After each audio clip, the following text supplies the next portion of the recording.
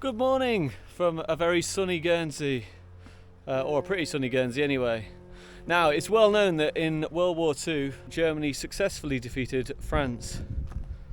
But it's also well known that Britain was never defeated. But that's not to say that Germany never conquered any British territory, because I'm stood on the island of Guernsey, which is one of the 5 Channel Islands, which was indeed conquered by Germany, or occupied by them rather, throughout much of the war actually, from 1940 to 1945. So this is one of 5 islands, the second largest, Guernsey and Jersey inhabiting most of the population.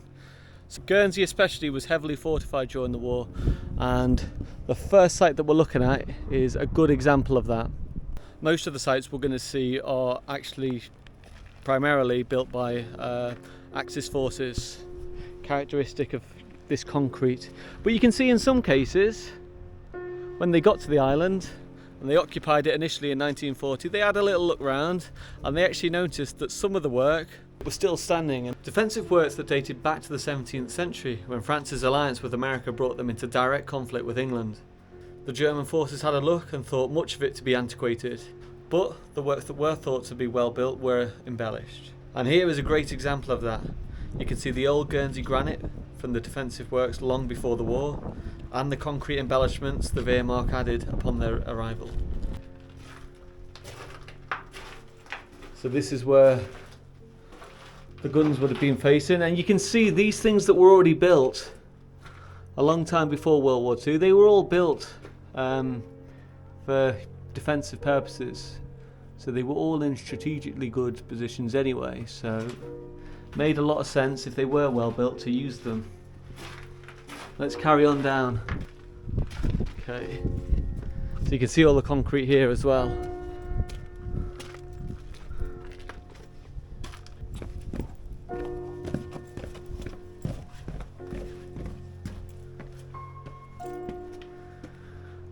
Another gun post.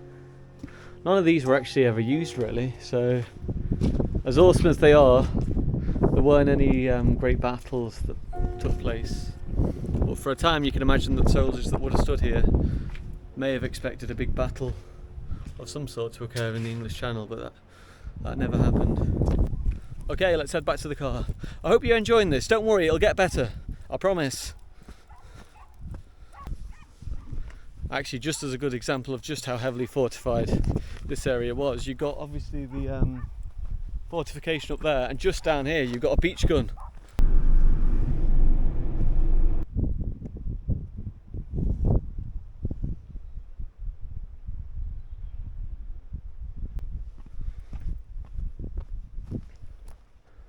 Now I'm going to be honest, I actually grew up in the Channel Islands, so I know that these things, fortifications, are used for other things now. But look, there's one that's actually been turned into a church.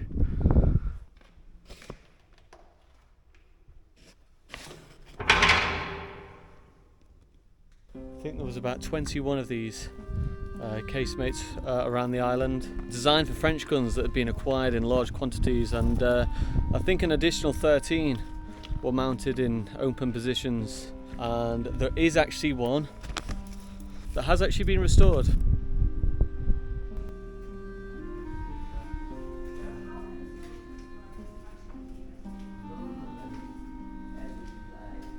The entrance defence here, restored to how it would have looked in 1943.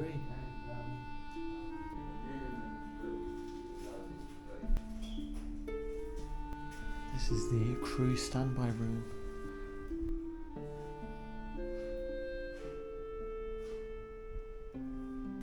And here's the gun, so you can see how intensive it would have been, the actual building. And there's the shells.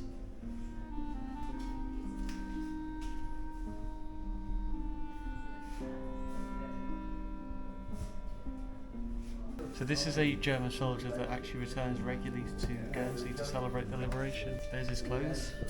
So he doesn't even need to pack anything. He doesn't, you just getting it else.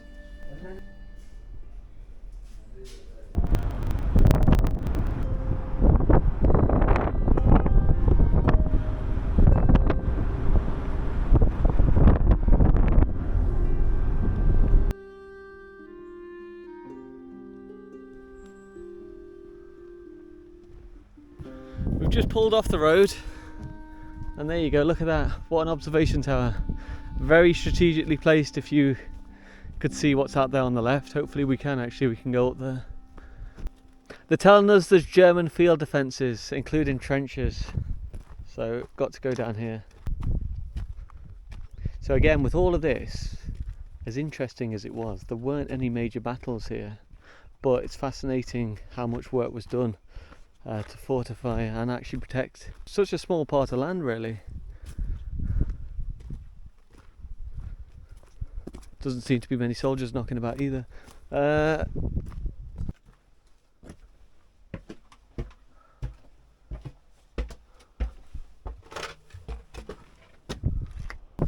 there would have been soldiers stood basically where I'm standing right now.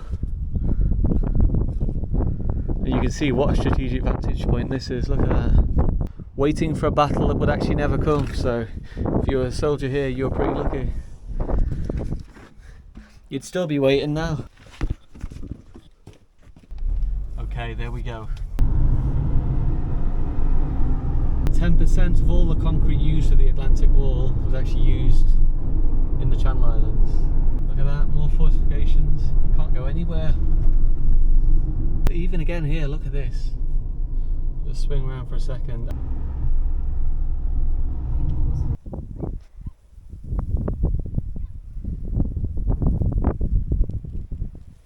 Okay, I could spend days going over all the fortifications, watchtowers, sea defences that we can see here that were built during the war.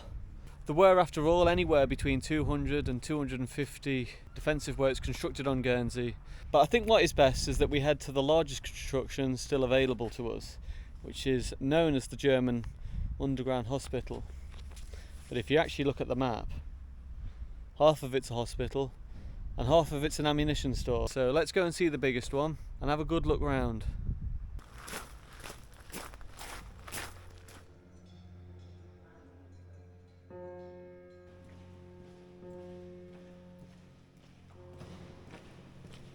If this is a museum, all I can say is it doesn't feel like one.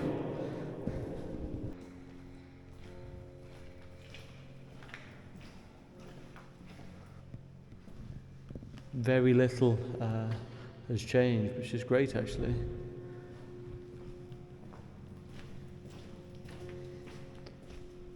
Wow. And right here in front of me, we've got the unfinished entrance.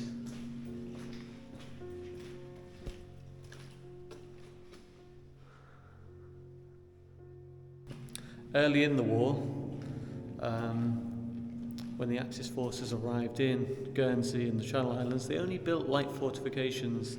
They expected, or hoped rather, that the war would be over pretty quickly, but by 1941 that became less likely, and the war in the east became more likely.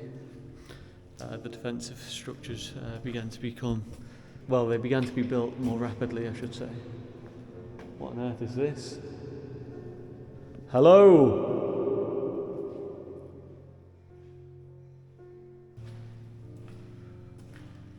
Over 1.25 miles of tunnels in this very complex.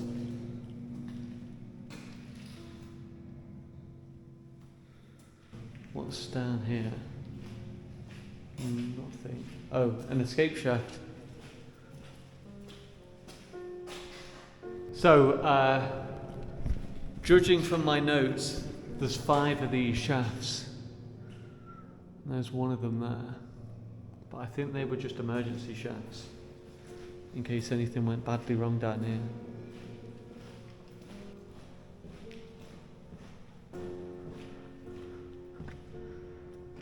Any soldiers left in there?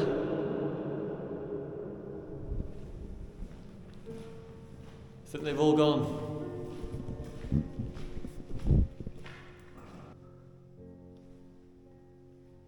Just goes on and on, but it does serve to highlight, I suppose, that the Western Front, particularly in Guernsey, was certainly taken seriously by the Axis forces. You can walk around this island in a day, and yet they went to the trouble to construct something like this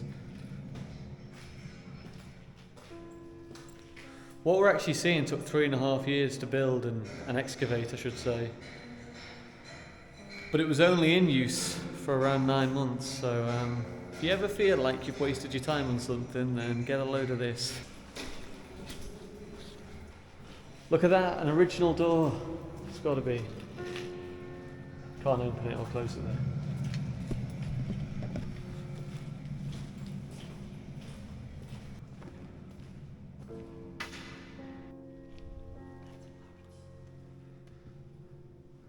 So here's the wards. That's the mortuary in there.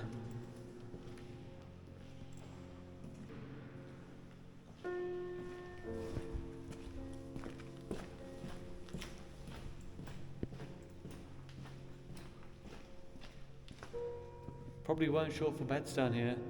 As I say, there was a lot of soldiers here, but not a lot of casualties or anything like that. Wasn't like other theatres of the war, so. More wards again, look at that. Wow. No doubt the original beds as well. So we've got original train tracks, original beds, some of the original kitchen. Pretty cool.